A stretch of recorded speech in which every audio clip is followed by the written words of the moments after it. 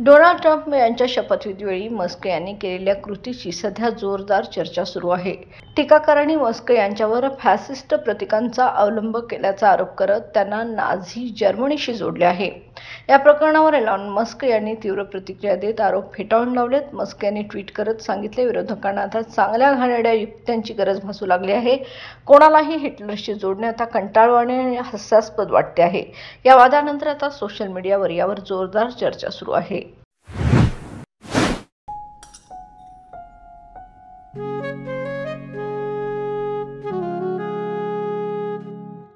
बाबा, आज येताना बासुंदी घेऊन या ना. अगं, कालच आपण आईचा वाढदिवस होता म्हणून आणली होती ना.